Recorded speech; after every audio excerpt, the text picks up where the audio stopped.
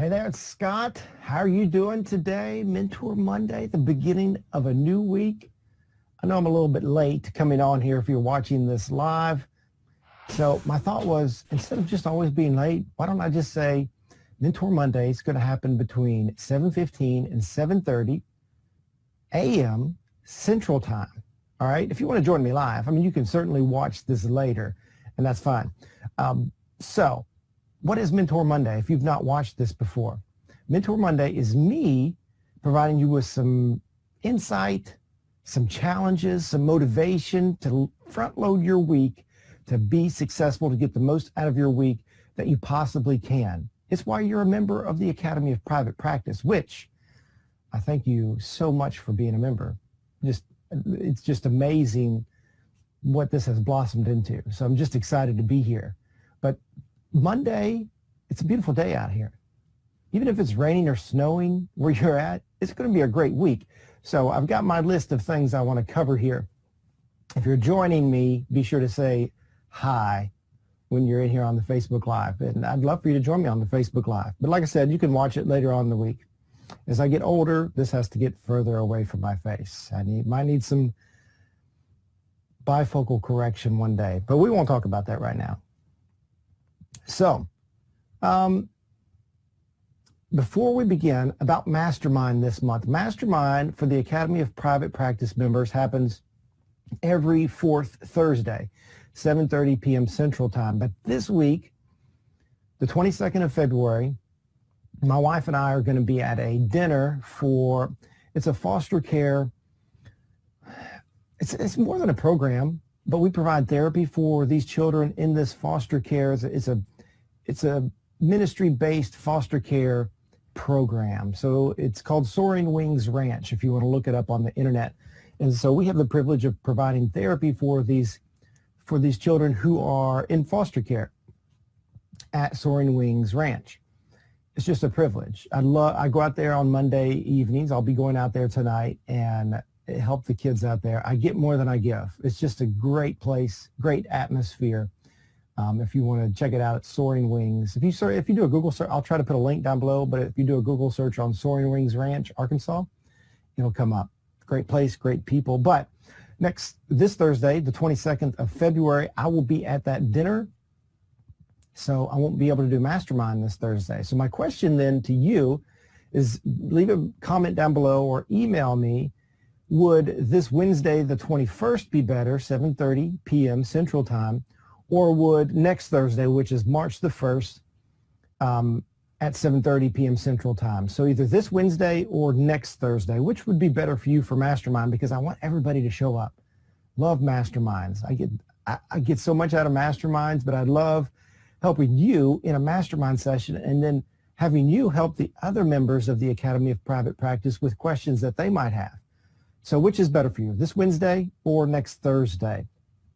And I apologize for the having to reschedule that. Let's see, what did I do this weekend? So this weekend, Saturday, my family and I went ice skating with a bunch of people from our church. It was pretty fun. It's always fun to see people in church, outside of church in a gathering, just to see that they're real people. And, they have real lives. But it was fun. I did not ice skate. I don't know. I'm not, I live in the South, so we don't have a lot of ice skating opportunities here. And I'm not a very good ice skater. So I didn't want to break a hip or anything. Didn't want to get hurt. And I really didn't want to, it's not like me to want to go slow and kind of hug the rail and go around the edge. If I'm on the ice skates, I'm going to want to go fast, and that's going to get me hurt. So just did not partake in the ice skating, but get to watch all the kids ice skate. That was fun. Let's see. And then Sunday, went to church, and we had a Mardi Gras potluck after church, and I ate too much. Etouffee, gumbo. It was so good. We have some people from Louisiana in our church, and they know how to do it, my friend. Oh, it's so good. All right, let's get started. Got my list of things to cover here. So I came across this article in Lifehacker, and I'll put a link down below. The premise of the article was kind of a take on the fake it till you make it. Now, fake it till you make it, you understand what that means. you're going to fake being good at whatever you're wanting to be good at until you actually are good at that. This article had a different twist, was pretend to be good at it. And so I'm going to read a little bit from this article because I thought it was a good assistance as far as helping you be good at something that you might not necessarily be good at. I think we all tend to have what is called imposter syndrome. So we're doing something, but we're like, when are people going to figure out that I'm really not good at this, that I'm kind of an imposter? So I tend to have that. When are you going to figure out that I'm a joke? I mean, that's not the reality of it. I mean, I have 2 practices. I've been doing it long enough where hopefully I can give you some information to help you in private practice. But we all have that little voice in the back of our head of saying, hey, you're not good enough. So this was a take on pretend that you're good at it, whatever it is, whether it's you making that phone call in order to get that first client or to get that contract at that school or whatever, reaching out to a referral source, to pretend to be good at it. So here's what the article says. On its face, pretend to be good at it is a lot like fake it until you make it. But actually, it's vastly superior. And here's why. Fake it till you make it assumes that you will, at some point, make it. The idea that I might make it at some point is too much pressure. When am I going to make it? Why haven't I made it yet? Why am I still faking it after 20 years? Am I inherently incapable of making it? Also, faking it has an air of subterfuge about it. It implies that someone might at some point realize that you're a fake. Pretend that you're good at it. So on the other hand, it's more playful to pretend that you're good at it. You're not saying that you're ever going to be good at something. You're just toying around with what it might look like if you were good at it. What would a person who's good at it do? How might they behave? And so a couple of caveats it says to this. Pretend that you're good at it is not a substitute for actual training, especially when it comes to situations that might put anyone's safety at risk. Very true. You wouldn't want your pilot to pretend that they're good at it, or your surgeon for that matter, or maybe your hairstylist. That's what that looks like. But then anyone for whom this resonates is probably not going to be the type who tends towards negligence or arrogance. So pretend that you're good at it will help you kind of act to be good at it. And so it's that mindset of, oh yeah, I'm good at this. I can play act at being good at this. This is where imagination comes in. What does it feel like or look like to be good at this, whatever this is? So sometimes I do this before I jump in front of this camera. What do I want this to feel like? What would someone who actually was good at this do? How would they act? How would they behave? So I pretend that I'm good at this. Hopefully it comes across like that. So I thought that was a great article. And there again, I'll put a link down below. I know there's a book. There's a book called Steal the Show, and it's how to give presentations, essentially. And I know somewhere in that book he mentions to play act. Act. You're an actor in this scene of this play.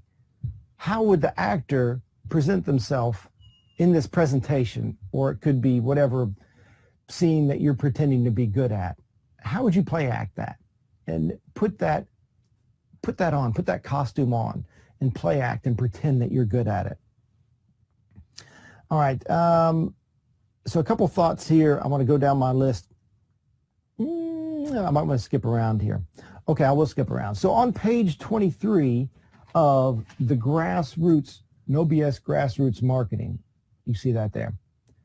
So Academy members, we're doing this as our book club book that we're reading right now. So on page 23 here, it mentions that most people like feeling that they know the people that they're going to do business with.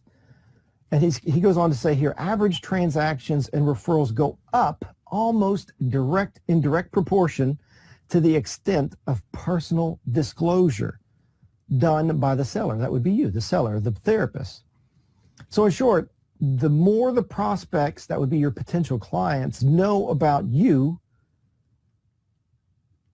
and the more they contemplate buying from you, the more they know about you, the more likely they are to buy. So it's kind of in direct proportion. The more they know about you, the more likely they are to want to use your services. So my question to you is, how are you letting your prospective clients know about you? I mean, I would dare to say that you would not have become a member of the Academy of Private Practice or downloaded any of my stuff or bought my ebook if you didn't know about me. How did you come to know about me? Podcast, videos like this. How are your prospective clients coming to know about you? When they land on your website, what's on your about page? You got any pictures of you? Because they want to know about you, not necessarily about the therapy that you provide. They want to know about that too, but they want to know if you're a good person. Can they trust you? How do you make them feel? Do you make them feel at ease? Do you make them feel like you're a little bit sketchy? How do they know about you? So here's a suggestion. Do you have a personal story about how you or a family member benefited from therapy? Can you tell that story? Don't underestimate the power of video here. Pictures do good. Words are okay, but it's not a reading world anymore. It's an Instagram world. People want to see those pictures, those short videos, even if it's not talking head videos, if it's you just planting seeds in a garden. People connect with that. They realize, oh, okay, this person, this therapist likes to garden. They're real people. This is a real person. How are you going to let them know about you? I want to come back to that theme of how they know about you. It's going to be part of our challenge this week. I want to cover some news about therapy that's been in the news here this past week, about the therapy cap. Medicare therapy cap. OT, occupational therapy, had a standalone cap. Speech therapy and PT had a combined cap of around $2,000 per Medicare recipient receiving therapy. I don't do Medicare, although Medicare kind of dictates rules for a lot of stuff. But I thought this was interesting. First of all, were you aware of that the Medicare therapy cap was recently repealed here in the beginning of February 2018, if you're watching this later? Did you know that the CBO, the Congressional Budget Office, there was a report from February 6th from the CBO that 1.2 billion of the 6.45 billion cost to repeal the therapy cap would be offset by a reimbursement change. So beginning in 2022, occupational and physical therapy assistants would be reimbursed less. They would be cut by 15% starting in 2022. If you don't know who Chris Alterio is, he's an occupational therapist. He has a blog called ABC Therapeutics OT web blog. You should follow him on Twitter too. Chris Alterio. I'll try to put some links down below.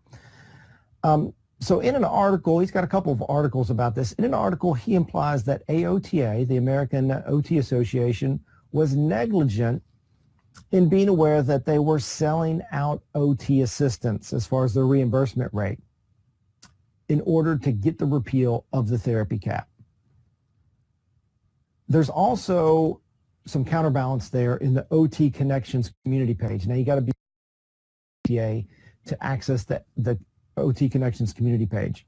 So it has an interesting discussion on that topic. But I just wanted you to be aware of what's in the news as far as therapy, is that OT assistants and PT assistants are going to be reimbursed at 15% less starting in the year 2022. Now, I'm sure AOTA and the American PT Association is trying to get that altered. It's going to be hard, I think. It's going to be hard to alter that. So it's just some therapy news I want you to be aware of.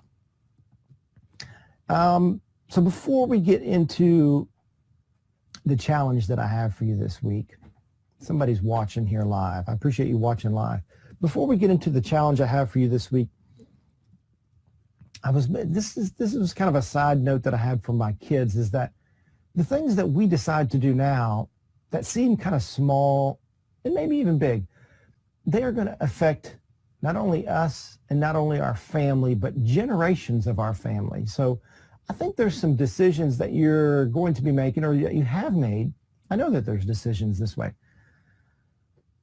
that seem maybe a little bit small, maybe not that big a deal, but it's going to affect how your future life is with your family, how your kids interact with their family, how your kids set up their family, how your kids decide on the job and the business that they might start.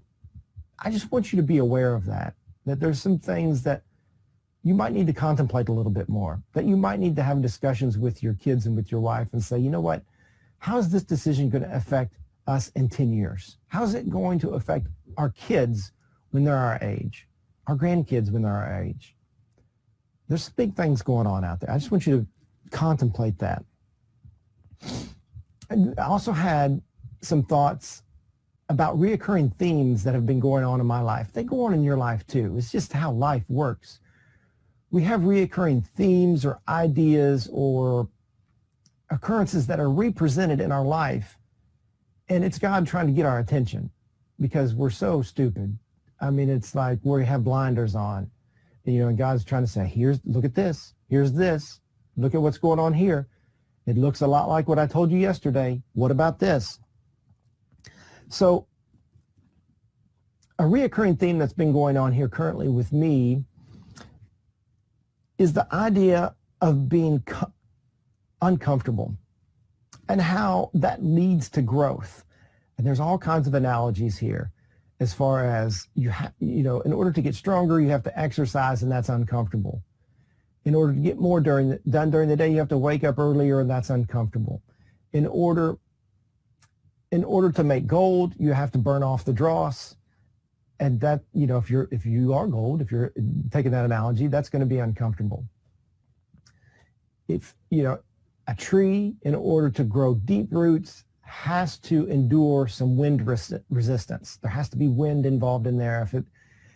There's been experiments as far as a tree grown in a vacuum, and the roots don't grow strong, and it's going to fall down. So you have to be uncomfortable in order to grow.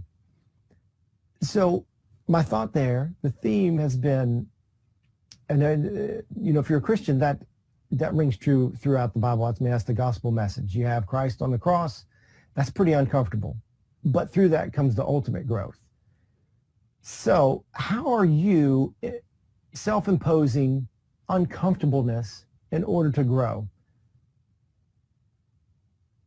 I mean, there are things that come at us that are uncomfortable, and we certainly need to recognize those and say, here's an opportunity for growth. I think you, either wanting to or starting a private practice, have recognized that that's going to be a little bit uncomfortable. But in order to achieve that goal, being uncomfortable is necessary. So embrace being uncomfortable in other ways also, whether it's exercise is a great example. Getting up 30 minutes earlier to exercise, or just getting up 30 minutes earlier just to get more done during the day, or reaching out to potential referral sources in order to do a short presentation on what therapy is, what you can do as a therapist. Calling that potential client and having that real conversation in order to convince that client that therapy with you is a good choice. Being uncomfortable. And here was the message in church yesterday, is that in order to strengthen our will, think of it as a muscle, you have to exercise it. In order to exercise your will, you have to impose sacrifices on yourself or seek out sacrifice, whether it be not eating that snack that you really want, whether it be rinsing off in cold water, whether it be walking that extra mile when you're exercising, whether, seeking out that self-sacrifice is going to strengthen that muscle that's called the will. And think about, if you don't exercise your muscles daily or at least weekly, then those muscles are not going to grow. They're going to atrophy. Your will is the same way. If you don't exercise your will through self-sacrifice in different ways, And it can be little ways. Start small. If you don't exercise your will by self-sacrifice, it's not going to be strong, and it's not going to be prepared for that big encounter, that big test that's down the road. And there's always a big test down the road, isn't there? So exercise your will by seeking out and doing sacrifices. All right, let's see. So here's the challenge this week. How are you going to let your potential clients know about you? I mean, really know about you personally. I mean, you don't want to, air out dirty laundry, but how are they going to get to know about you personally? What story are you going to tell to reveal to them, hey, this person is a real person. They're kind of like me. I think they can help me. So I would suggest at least some pictures on your website. If you can do a short video, even if it's just you, like I said, working in the garden, riding your bike, playing with your kids. It doesn't have to be talking head presentation. I know that's kind of intimidating. Just take some pictures with your smartphone of you and your kids out playing, out taking a walk, and say, hey, here's me. Here's what we do during the week. Here's me doing some treatment. Here's me cleaning the therapy mat. Whatever it is, let people know about you. So that's the challenge this week. How are you going to let people know about you? You just get that started, write down some ideas there, if nothing else. The other challenge is, what are you going to do this week to make yourself uncomfortable? What sacrifices can you do? I mean, uncomfortable. How are you going to do that? Daily. All right, so I'm going to end with this. Remember, you've been called to be a leader. That's pretty sacrificial right there. Live your life by discipline, not by default, right? And remind yourself every day of these two realities, that you're a leader and to live by discipline, not by default. Take 20 minutes today. Take 10 minutes today. I don't care. Take 5 minutes today.